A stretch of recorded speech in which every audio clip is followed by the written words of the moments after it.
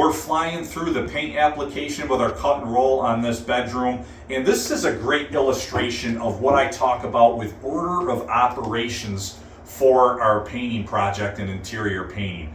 This is why we paint the ceiling first. We want to work top down so that anything that would splatter or trickle down on the wall is going to be then painted over. But we were able to move very quickly when we painted the ceiling by being able to just crash onto the ceiling without worrying about getting any paint on the wall or having to use painter's tape or anything like that. So we did that first, then we dropped down and we did the same thing with the casings.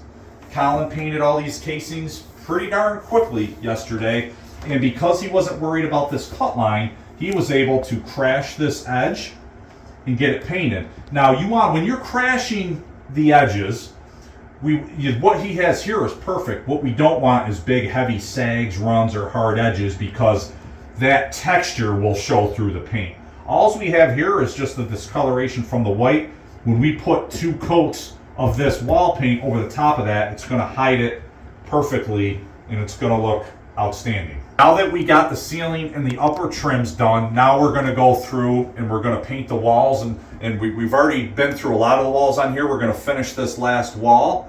And then once all the walls are done, after they're completed, we will finish with the baseboard. In this case, because this trim is already painted white and we're just keeping the same white and we're freshening it up, we're just doing one final coat on the trim. So we're not going to paint the baseboard until the very end. We're going to wait until we get the second coat on the walls, and then we will finish and we will paint the baseboard. Because we're getting painted, we don't have to worry about painter's tape down here because we know we're going to paint this. So that's why we save it for the last. Now we can roll both our coats on the walls, and then we can cut our nice clean lines here. And our casings, when we're rolling the wall, we're going to cut our very nice clean line with a brush coming down here. It is much easier to cut clean lines on this side of the wall than trying to cut a line like this, painting the trim last. You got a little lip, the brush is very difficult. Here we got this wide surface to cut a brush down here. And the same is true of ceilings. A lot of times you'll have heavy texture on ceilings, and it's much more difficult to try to cut a clean line on the ceiling than it is to flip it around and now cut your clean line up here. So that is why we do things in the order that we do it. We always usually save the doors for last because they don't really interfere with any of the other substrates. Now, if we need something to do to keep us busy while these walls are drying, then we'll jump ahead and we'll start painting doors. Hey guys, couple of quick thoughts and clarifications on that video. Of course, we were painting all surfaces in the room, the ceilings, walls, trim, and doors. In that situation, the idea of crashing onto the wall makes perfect sense. When you're painting the ceiling first or upper trims like window and door casings, it makes all the sense in the world to crash onto the wall. Now, you might be saying, hey, Steve, well, what if I just want to paint the ceiling or I just want to freshen up the trim? What do you do in that scenario? Well, of course, the idea of crashing onto the wall at that point is out the window. That being said, you either really have 2 options. You either need to build up your skill set with a brush to be able to cut in those more difficult edges, especially with textured ceilings or sand painted ceilings. Having to cut that edge without getting anything on the wall is very challenging, especially for inexperienced painters or DIYers. And also that small little lip that you have at the edge of the trim doesn't give you a lot of space to be able to cut a clean line to the wall doing freehand. And there's also a lot of potential for you to also have issues on the face of the trim with ropes or heavy edges. This product, painter's tape, for my money, frog tape is the best product for helping painters cut lines. And it's a practical product for painters of all experience levels, but certainly for less experienced or DIYers. And what's really nice about this is it has its paint block technology, which is essentially a polymer on the tape that will activate and swell up when you use a damp cloth, and it really seals off the edge and eliminates that common problem of paint bleeding underneath the painter's tape and you kind of get, a shattered edge like you see, in this illustration here on the frog tape container. So if you're in that situation and you don't have confidence in your skills to be able to cut a clean line in those scenarios, highly recommend looking into frog tape. The other thing is, even if you are a really skilled painter, we will also incorporate frog tape if we are working with really bold color contrasts. For example, maybe you have a really dark wall color and we want the lines to be razor tight to bright white trim, or if we have an accent wall, something like that, even a really experienced painter can benefit from using frog tape or painter's tape in certain situations. Another thought I wanted to share is the idea of maintaining some flexibility in the order operations of paint application for the purposes of efficiency or waiting for the appropriate dry times.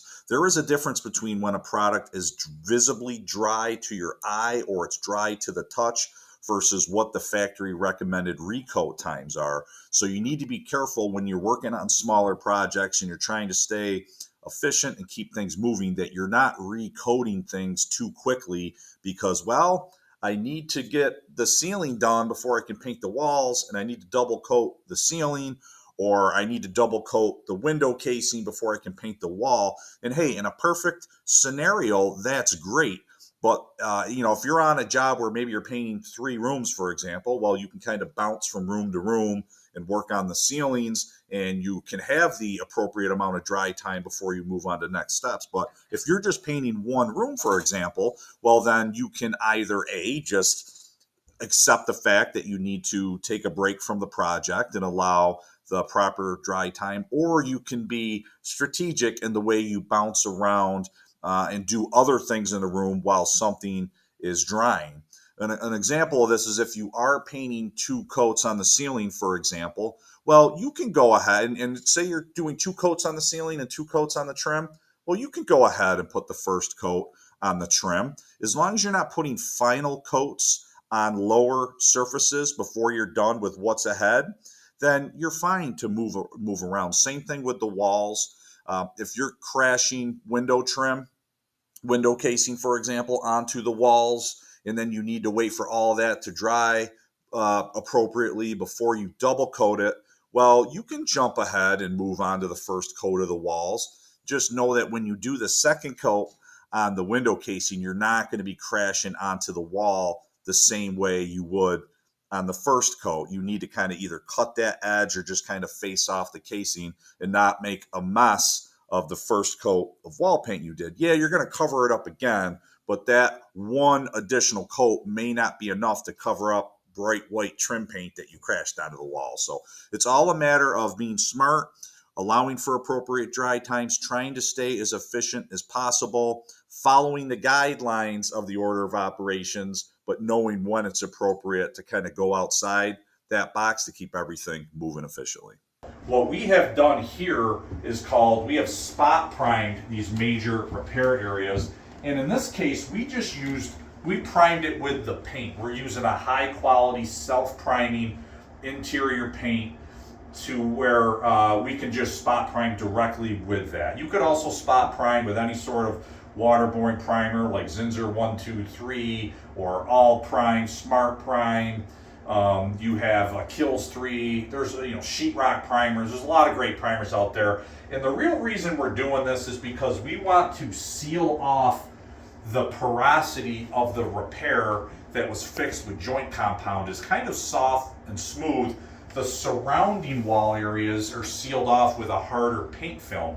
So if you were just going to paint over the repairs, and this is especially true if you're only putting on 1 coat of paint, you will see what is called flashing, because the paint is going to absorb more into the repair areas than it does the surrounded painted areas, and it will not look uniform, and you will see flashing, especially if you were looking down a wall on the long way and you have light crossing it. It will not look right. Now, we always recommend applying 2 coats of paint, and that is for a couple of different reasons. In this case, we are doing a clear color change. We're going quite a bit lighter. Even with the best paints, you will not get perfect hide. If you want to zoom in on this repair a little bit, you can see the transparency And when you have a very light color like this, there are some scenarios if you're going over a very dark color where you might even have to 3-coat. In this case, we're going to be good with double coat on this, but you can see some of the transparency that you have. We started applying over here and you see some of the transparency in the coat. This is really good, high quality paint. Even with that being said, you're not going to get 100% hide.